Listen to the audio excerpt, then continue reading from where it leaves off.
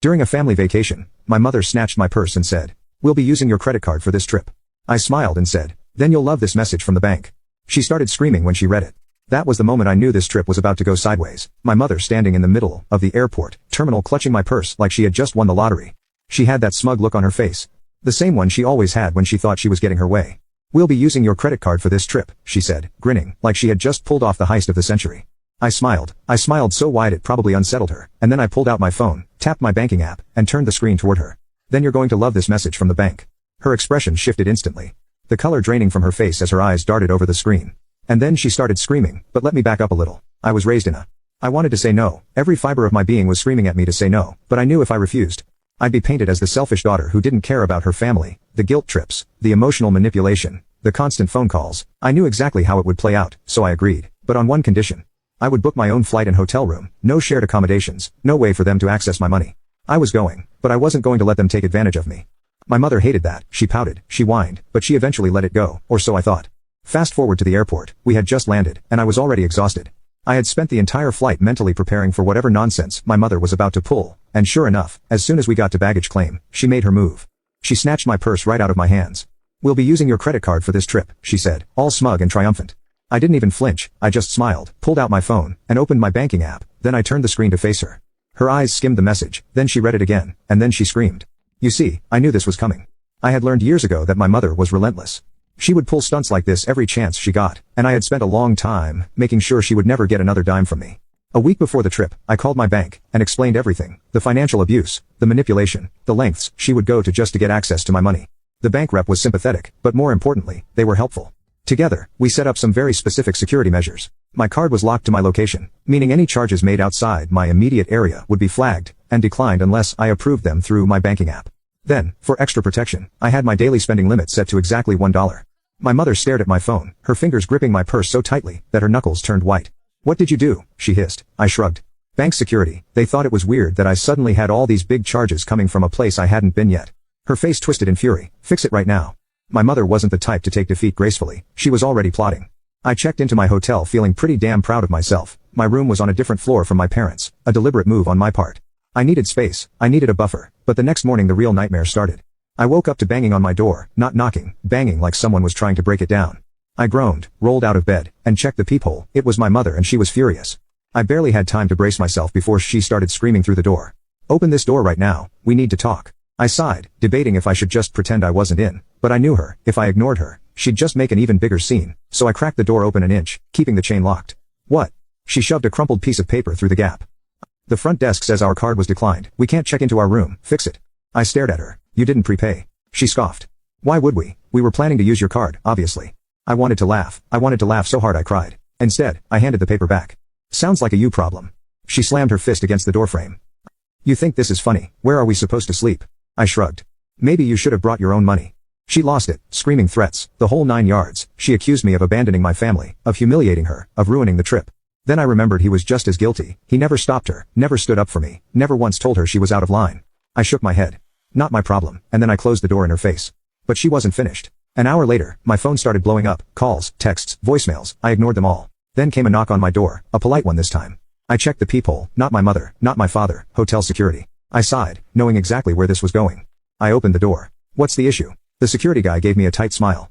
"Your parents are at the front desk. They're saying you stole their money and left them stranded." Now comment update to tag you on part 2. Update. My mother-in-law banned my kids from the family beach trip, calling them too wild. So I bought my own house. Now a hurricane has shut down their luxury resort, and she's begging for a spot. Part 2. Sophie's collection of beach treasures grew daily.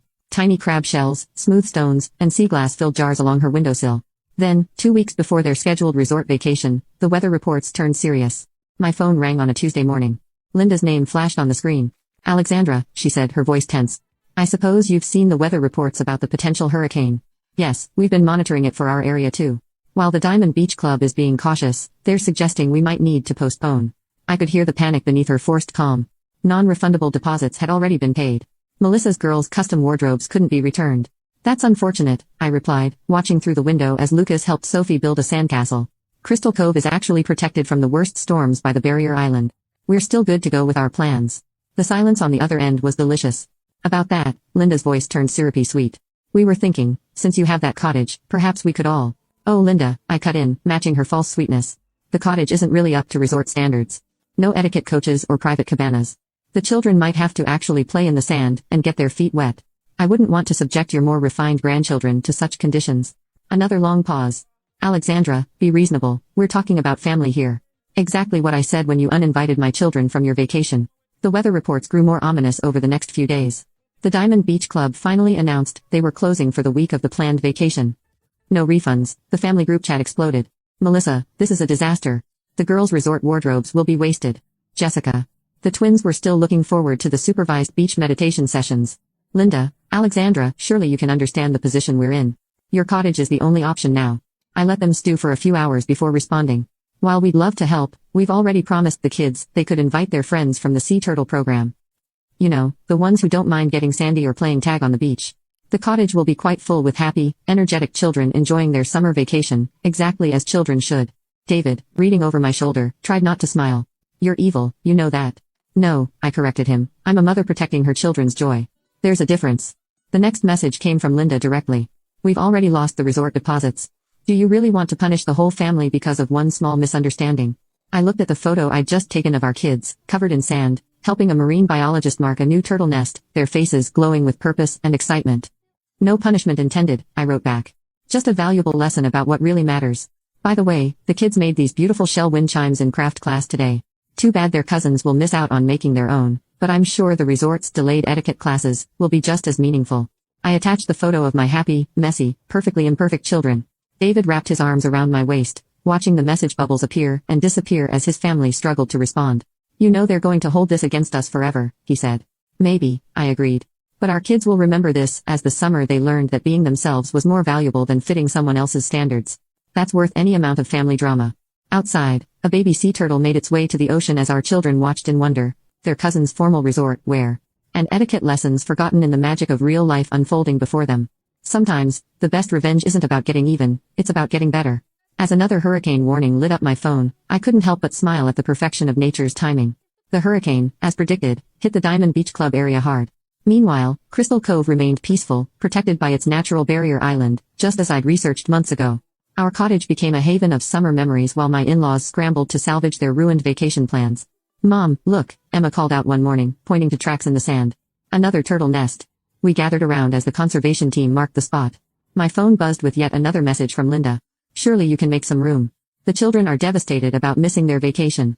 I watched as Lucas carefully helped measure the turtle tracks, while Sophie took notes in her junior volunteer notebook.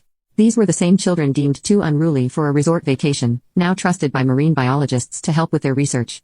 The cottage is full of happy children, I replied. Just not the ones you approved of. The photos we posted told the story better than words ever could, our kids leading beach cleanups, Emma giving presentations to visitors about sea turtle conservation, Lucas teaching younger children how to identify different shells, and Sophie being interviewed by the local news about being the youngest Turtle Patrol volunteer. The comments poured in. What amazing children. Such wonderful community involvement. Future marine biologists in the making. Linda's response was telling. I suppose some children are better suited to outdoor activities. Yes, I wrote back. Some children are better suited to actually making a difference instead of learning which fork to use for salad. David found me on the deck that evening, watching the sunset. Mom's beside herself, he said, sitting next to me. Apparently, Melissa's girls are refusing to wear their resort outfits now. They want Turtle Patrol shirts instead. I couldn't help but laugh. How tragic. Designer wardrobes defeated by cotton t-shirts and a worthy cause. The breaking point came when the local paper featured an article on the Sea Turtle program, prominently showcasing our children. The photo showed them in their volunteer shirts, sandy and sunburned, but beaming with pride as they explained their work to the reporter. Linda's call came immediately. I suppose you think you've proved your point, she said when I answered. No point to prove, Linda. My children are exactly who they're meant to be, kind, curious, and passionate. They don't need a resort's approval to make a difference in the world. We could have given them connections, social skills, opportunities. They've made their own connections, I interrupted. With marine biologists, conservationists, and people who value substance over style. Those are the opportunities that matter. The summer ended with a celebration at the cottage. The kids had helped protect dozens of turtle nests, made lasting friendships with their fellow volunteers, and learned more about confidence and self-worth than any etiquette class could teach. As we packed up to head home, Emma handed me a jar of carefully collected shells. Can we give these to the cousins, she asked. They look kind of sad in their photos. My heart swelled with pride. Even after being rejected, my daughter's first instinct was still kindness. Of course we can, sweetie. And maybe next summer, if they're interested, they can join you on Turtle Patrol. The Diamond Beach Club closed due to hurricane damage, leaving Linda with lost deposits, while Crystal Cove thrived, earning national praise. At dinner, Linda admitted natural vacations had value. The next summer, our cottage welcomed not just our kids but their cousins. Designer clothes gave way to volunteer shirts, etiquette to turtle patrols. Linda admitted she was wrong. True worth is passion and kindness. That summer, our kids learned being themselves was always enough. Now comment update to tag you on part 3. Final update. During a family vacation, my mother snatched my purse and said, "We'll be using your credit card for this trip." I smiled and said, "Then you'll love this message from the bank." She started screaming when she read it. My sibling, they weren't about to let this go quietly, and neither was I. After my sibling found out that our mother had stolen from them too, something in them snapped. They weren't like me. I had spent years trying to distance myself from our mother's control, carefully cutting ties without setting off a full-scale war. But my sibling, they had never been betrayed like this before. And when they realized she had used them, that she had drained their money just like she had tried to drain mine, they lost it. And I was right there with them. "Let's end this," they said. I agreed. Step 1, let her dig her own grave. We didn't say anything right away. We let my mother think she had gotten away with it. She was still fuming over the fact that I had locked her out of my accounts, but she had no idea that my sibling had found out about the stolen money. We kept our distance, ignored her calls, and let her panic. And sure enough, by the next day, she was desperate. She sent text after text. "I don't deserve this treatment. I am your mother. You owe me respect. This is your fault for abandoning us. We have no money because of you." Classic manipulation. Then the big one. I called the bank and told them, "You made a mistake. They're going to unfreeze everything." I laughed out loud because what she didn't know was that the bank had already flagged her name. I had spoken to the fraud department personally. They knew she was lying. But that wasn't even the best part. Step 2, hit her where it hurts. While my mother was busy blowing up my phone, my sibling was working on something else, pulling up her entire financial history. And what they found was worse than we thought. Our mother wasn't just bad with money. She was in serious debt, credit cards maxed out, late fees, personal loans. She was drowning. And she had been using our money to keep her head above water. She wasn't stealing just to take a vacation. She was stealing to survive, and she had no idea that we had found out. So we made a plan. Step 3, the trap. My sibling called her. I listened in on speaker. "Mom," they said, their voice shaking just enough to sound real. "I don't know what to do. I just checked my account and there's money missing, a lot of it." My mother did not miss a beat. "Oh honey," she sighed, fake sympathy dripping from her voice. "That's terrible. Are you sure you didn't spend it on accident?" My sibling played along. "No, I didn't. I think someone stole from me." "Oh sweetie, don't worry," she said. "I'll help you figure it out."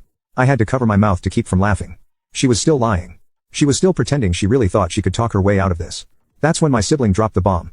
"Well, the bank is already investigating. They said they're tracking where the money went, so I guess we'll know soon." Silence, long painful silence, then my mother's voice changed, hard, cold, panicked. "You didn't have to do that." "Why not?" my sibling asked, voice completely innocent. "If it's just a mistake they'll fix it, right?" More silence then. "You ungrateful little brat." Bingo. Step 4, the public meltdown. We were done playing nice. My sibling went straight to the hotel manager. They explained everything, the stolen money, the fraud, the lies. They even showed proof that our mother had admitted to it in texts. And the manager, she was furious, not at us but at my mother. Turns out my mother had been causing problems all week, complaining, harassing the staff, demanding free perks, because she was a loyal guest. The manager was more than happy to deal with her, so she called security, and we got front row seats to the show.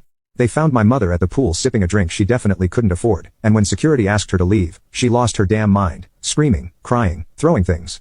She called the staff names, demanded to see the hotel owner, even tried to fake a medical emergency to get sympathy.